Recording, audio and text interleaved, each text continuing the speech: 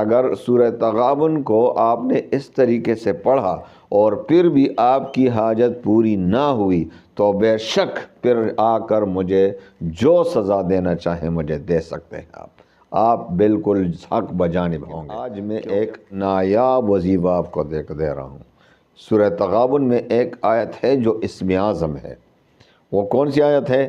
آپ نے صرف اور صرف 3 بار سورہ تغابن کو پڑھنا ہے، 3 بار۔ الحمدللہ وکفا وسلام علی عبادہ الذین اصطفیٰ، اما بعد فاعوذ باللہ من الشیطان الرجیم، بسم اللہ الرحمن الرحیم۔ السلام علیکم ورحمۃ اللہ وبرکاتہ۔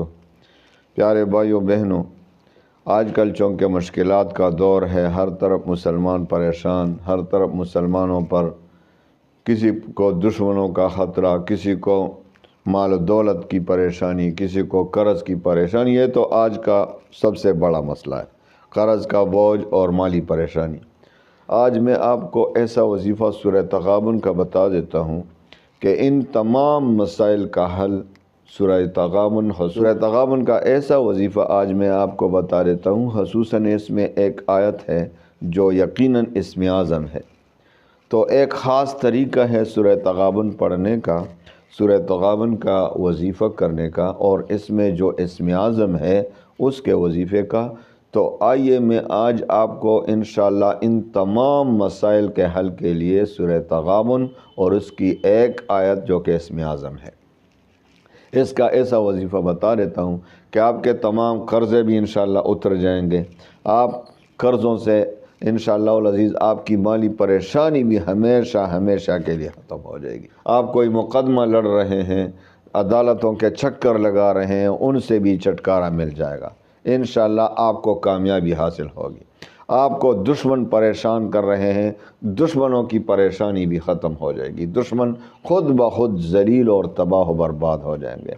آپ کو ایسا کوئی مسئلہ ہے، آپ کو بیماری ہے، ایسی بیماری ہے یا آپ کے گھر میں بیماری ہے، آپ کو خدا نخواستہ بیماری ہے، لا علاج امراض ہے، سب کے لیے سورہ تغابن کافی و شافی علاج ہے۔ تو آئیے وظیفے کی طرف آتے ہیں۔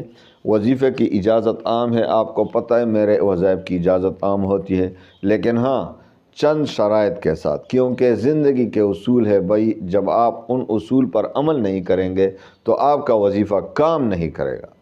آپ بتا دیتے ہیں، اکثر لوگ مجھے واٹس ایپ پہ بھی میسج کرتے ہیں اور کمنٹ بھی کرتے ہیں کہ بھائی ویڈیو لمبی ہو گئی۔ بھائی جب آپ ان باتوں پر عمل نہیں کریں گے، میں ابھی شروع سے آپ کو وظیفہ بتا دوں کہ سورہ تغابن کو اس طرح پڑھنا ہے اور آپ نے ان اصول پر عمل نہیں کرنا ہے تو آپ کا وظیفہ قبول نہیں ہونا ہے۔ تو پڑھنا نہ پڑھنا برابر ہو گیا۔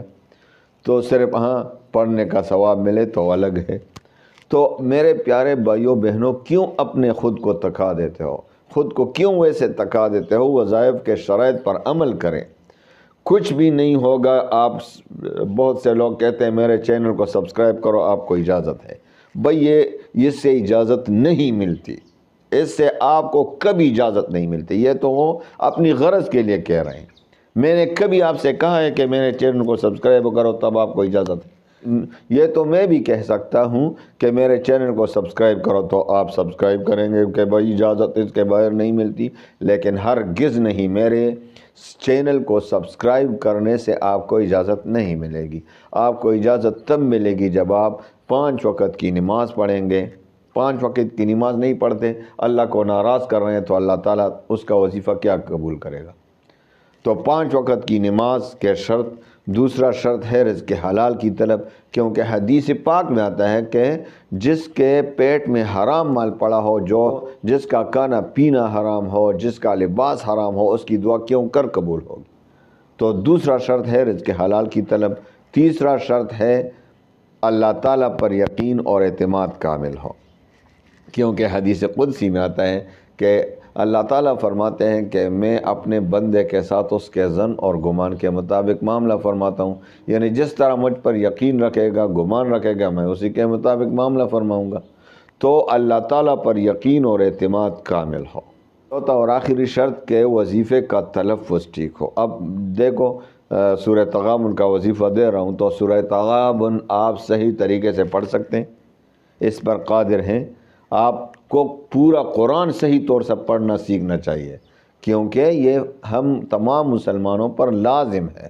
تو آئیے وظیفے کی طرف آتے ہیں۔ ان 4 شرائط کی روشنی میں اگر آپ نے سورہ تغابن کو اس طریقے سے پڑھا اور آپ کی حاجت پوری نہ ہوئی تو بے شک اگر سورہ تغابن کو آپ نے اس طریقے سے پڑھا اور پھر بھی آپ کی حاجت پوری نہ ہوئی تو بے شک پھر آ کر مجھے جو سزا دینا چاہیں مجھے دے سکتے ہیں۔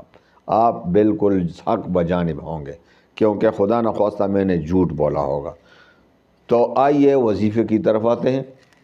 سورہ تغابن ویسے تو آپ کو میں نے بہت طریقے بتائے ہیں، مقصد کے لیے بھی 41 مرتبہ پڑھیں گے وہ مقصد پورا ہو جاتا ہے۔ مقدمہ تاریخ پر جانے سے پہلے کی تاریخ پر جانے سے پہلے 41 مرتبہ پڑھنے سے کامیابی حاصل ہوتی ہے، جس مقصد کے لیے پڑھیں۔ لیکن آج میں ایک نایاب وظیفہ آپ کو دے رہا ہوں۔ سورہ تغابن میں ایک آیت ہے جو اسم اعظم ہے۔ وہ کون سی آیت ہے؟ آپ نے دیکھا ہوگا، سورہ تغابن کھول کر دیکھیں، 13ویں نمبر آیت ہے۔